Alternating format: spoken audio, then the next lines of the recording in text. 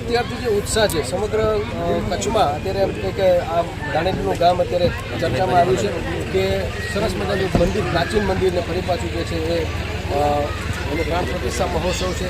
તો કઈ રીતે આખું આયોજન છે મળીએ આપણે વાઘજીભાઈ કઈ રીતે વિચાર આવ્યો અને મંદિર વિશે થોડીક મારે હિસ્ટ્રી શું છે? હિસ્ટ્રી આમ તો મંદિરની બહુ 500 વર્ષ જૂની આકાંક્ષ સંભવ પ્રગટ થયેલા મહાદેવ છે. વાહ. અને લગભગ માનું કે ત્રીજી કે ચોથી વખતનું જીર્ણોદ્ધાર થયું છે. વાહ. એમાં રાણા બાપાનો ખૂબ મોટો સહયોગ છે, કરમણભાઈ છે, સોમનાથ પરિવાર ખૂબ મોટો સહયોગ છે અને મહાદેવની એમના પર કૃપા પણ એટલી છે. અંદાજે 6 થી 7 કરોડના ખર્ચે મંદિરનો જીર્ણોદ્ધાર થાય છે. 3 દિવસનો એનો કાર્યક્રમ છે. આજે પહેલો દિવસ છે. આવતીકાલે ભવ્ય ભજન છે, સંતવાનો. ત્રીજા દિવસે છે મહારાષ્ટ્ર સાહિત્યનો મહારાષ્ટ્ર.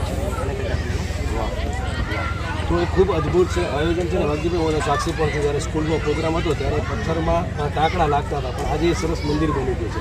તો અદ્ભુત મહેનત છે. અને આપણો પરિચય જીવાભાઈ ડાંગર. જી, હું આજે 2008થી બાપાની સેવા કરું છું. સવારમાં 3 વાગે 3:30 મંદિર ઉપર છું અને મને એટલી શ્રદ્ધા છે કે મારા મહાદેવથી મોટો છે જ નહીં. અને એટલું જ નહીં પણ મને મહાદેવ સાક્ષાત મારા અંદર આપે. મારા પરિવારની અંદર કાંઈ પણ હોય તો મારા બાપા કામ પૂરું કરે. આ મંદિર અમારે 70 લાખનું બનાવવાનું હતું. પછી રાણા બાપાને મળ્યા. રાણા બાપા વાલાભાઈ સ્વામી પરમેશ્વરની ગયા હતા. વાત કરી અમે જે મંદિર બધા ભેગા છે એટલે આપણે મંદિર બનાવ્યું. સ્વામીએ શું કીધું કે ભાઈ પથ્થરનું મંદિર બનાવવું હોય તમારે તો 5-6 કરોડ રૂપિયા થશે. એટલે મારા વાળ બે રૂવાડ ઊભા થઈ ગયા.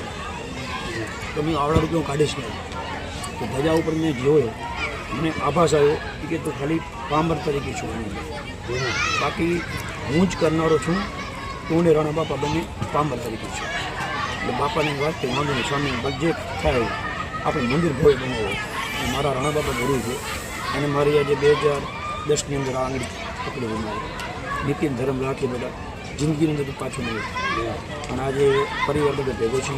મારા ભાઈ વાઘજીભાઈ, સંજીભાઈ, માવજીભાઈ સાથે મળી આ ગામ આખો મળીને મંદિરનું કાર્ય કરે છે. કર્મભાઈ નથી થતું. હું તો ખાલી પામર તરીકે આમાં મારું નામ છે, બાકી મેં કાંઈ કર્યું નથી. ભગવાન નિમિત્ત બનાવતો હોય છે. જો તમારી ભાવના હોય છે, બહુ સરસ વાત કરી ભાઈ. અને જો ખરેખર જો તમે એકવાર આદરો ને, એક પગલું આદરો ને એટલે એ તમારું આગળનું પગલું તૈયાર જ હોય.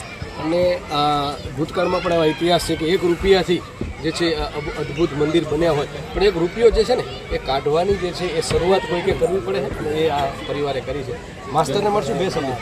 કેટલી ખુશી અને આખું ગામ એકદમ ગોકળિયું ગામ, સનાતની તમામ સમાજ બધું ભેગો મળીને અમે એકદમ મસ્ત કાર્ય કરીએ છીએ.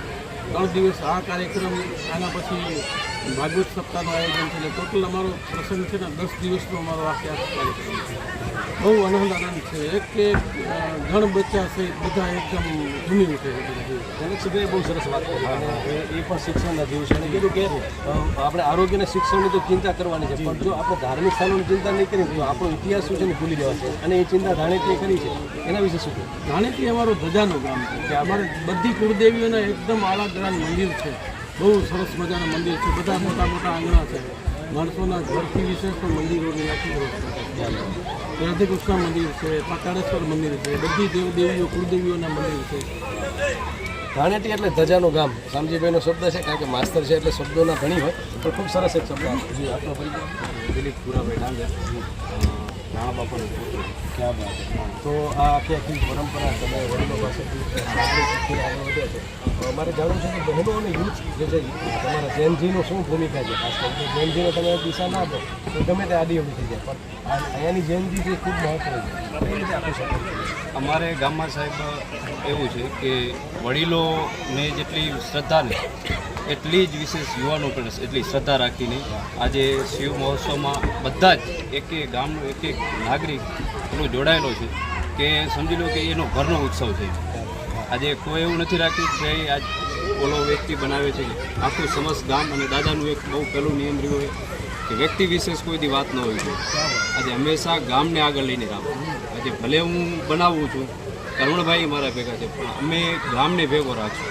એટલે એમનું પહેલેથી જ જે એક સિદ્ધાંત રહ્યો કે એમાં શું કે રવા બાપા હતા મારા, એમનું સમજી લો કે બધું અમને આ બધું વારસા મળ્યું છે. રવા બાપાએ શિવાલયમાં 40 વર્ષ સુધી એમની સેવા આપી હતી અને અહીંયાથી જે પગપાળા ચાલી અને રત્નાલ જતા ત્યાંથી બિલીપત્ર લઈ અને એ એમને અહીંયા શિવાલયમાં આપે, કેમ કે ત્યારે બહુ અહીંયા એવું બધું વ્યવસ્થા તો હતું નહીં. ત્યાંથી બે દિવસે બિલીપત્ર અહીંયા સ્ટોર કરી એ રીતના આખી વ્યવસ્થા એમને કુદરતી રીતે બધું કર્યું હતું અને બસ એ રીતની જે સેવા એમણે કરી આજે એના ફળરૂપે સમસ્ત ગામ અને અમે આ મંદિરનું દ્રશ્ય જોઈ રહ્યા છીએ.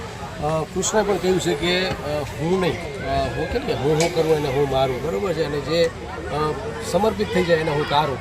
તો એક આંગળી હોય ને એ આઈ છે એટલે અહંકાર છે, અને જ્યારે 3 આંગળી ભેગી થાય ને ત્યારે વી થાય. અને બરાક ઓબામા જે અમેરિકાના જે પૂર્વ રાષ્ટ્રપતિ એને વી કેન, આપણે કરી શકશું, અને એ સૂત્ર જે છે ને એ આ ગામે કર્યું છે. અને 3 આંગળી ભેગી થાય ને એટલે મહાદેવનું ત્રિશુલ પણ પડે. તો ખરેખર અભિનંદન છે, કારણ કે વડવાઓના આશીર્વાદ વગર આ શક્ય નથી. એવા જ ખાસ કરીને ભજનના જીવ મળશું આપણે. બાજુ કેવી થશે રાણા બાપા અમારા ધાણેટી ગામના મુરલી વડીલ રાણા બાપા એટલે બધાને માટે બધા રાણા બાપા કહીને જ બોલે. ભાવ ધર્મણભાઈને જે આ દિલથી એવું થયું મારે મંદિર બનાવવું છે, રાણા બાપાની વાત કરી અને આજે ભવ્ય મંદિર તમે જુઓ છો, એ ભવ્ય મંદિરનો આ મહોત્સવ આજથી પ્રારંભ થયો છે. એની તૈયારીઓ તમે જુઓ છો. માતાઓ બહેનો ટ્રેડિશનલ ડ્રેસમાં, દરેક ભાઈઓ વડીલો અને ટ્રેડિશનલ ડ્રેસ ખાસ તમને પરમ દિવસ જોવા મળશે વ્રજરાજની ઝાંખીમાં. તમારે ચૂક બધાને પધારવા વિનંતી. એટલે બધા વ્રજરાજની ઝાંખી છે. આજે 3 વાગ્યાથી કાર્યક્રમ શરૂ થઈ જશે. અહીંયા લાખનસિંહભાઈ ગઢવી છે, નિવેદન ગઢવી છે, પિયુષ મહારાજ છે. આઠે પર આનંદ, આઠે પૂર આનંદ, ભજન ભોજન અને મહાપ્રસાદ, મહાદેવની ભક્તિ, યજ્ઞશાળામાં યજ્ઞ ચાલુ 3 દિવસ આમ ને આમ સતત ચાલવાનું છે. મોબાઈલ ક્યારે ચાર્જ કરવો દિવસમાં? એક જ આપણી બેટરી કેટલી વખત ચાર્જ થવી જોઈએ? કારણ કે માતાજી બહુ સરસ વાત કરી, જનકસિંહભાઈ પણ વાત કરી અને માતાજી જો મંદિરે નહીં જાય તો આપણી બેટરી ચાર્જ નહીં થાય. મંદિર બની ગયું, શું કહેશો ખાસ કરીને સમગ્ર ગ્રામ પંચાયત? કારણ કે તમે તો જીવ છો જ, પણ જો મહાદેવને આપણે મળવાની છે ને તો એને પણ એમ થશે કે ના મંદિર તો બની ગયું. સમગ્ર ગામને સવાર સાંજ એવો કંઈક ટાઈમ આપણે લોકો જે છે પોતાના ધંધા રોજગાર જતા પણ દર્શન કરતા. જેમ તમે મોબાઈલની પૂછપરછ કરી એટલે મોબાઈલની જો ખરેખર એ વખતે વાત પૂછવી હોય તો કરમણભાઈને વધુ પૂછવું જોઈએ. કારણ કે બેટરી ચાર્જ કઈ રીતના થાય ને કરમણભાઈથી વધુ અનુભવ કોઈને નહીં થયો. સવારે 3 વાગે ઉઠી જાય છે, બેટરી ચાર્જ કરવા માટે જ જાય છે. ત્યાં કાંઈ માંગવા નથી જતા, કાંઈ મેળવવા નથી જતા, પણ મહાદેવને મેળવવા જાય છે અને મહાદેવ મળ્યા છે. એની આ સાક્ષી છે કે 7 કરોડ રૂપિયાના ખર્ચે ભવ્ય મંદિર ધાણેટી ગામમાં ઊભું થયું છે. મહાદેવ મળ્યાની સાક્ષી. મિત્રો, પશ્ચિમની સંસ્કૃતિએ ભલે આપણે આડેપાટે ચડાવી દીધા હોય, પણ આ બધા જે સ્થાનકો હતા ને એ આપણી બેટરી ચાર્જ કરવા માટેના હતા. અને સમયાંતરે આપણે એમાંથી વિખૂટા પડ્યા એટલે જ આપણી અંદરની જે ખુમારી હતી, આપણું જે વીરત્વ હતું, આપણું જે છાત્રત્વ હતું એ ધીમે ધીમે આપણાથી મુક્ત થઈ ગયું. તો હવે ફરી પાછું એ ચાર્જ કરવું હશે ને તો આવા જગ્યાએ તમારે જવું પડશે, ત્યાં બેસવું પડશે. અને જે કરમણભાઈએ જે બેટરી ચાર્જ કરી છે ને એમાંથી તમે પણ એને સ્પર્શ કરી અને ચાર્જ થઈ શકો છો. પણ મહાદેવે અને આપણે જેટલા પણ મંદિરે છે ચોક્કસ જવું જોઈએ. અન્ય કોઈ મિત્રો? જી, તો મિત્રો હવે આજની શરૂઆત છે અને 3 દિવસનો ખૂબ સરસ કાર્યક્રમ છે.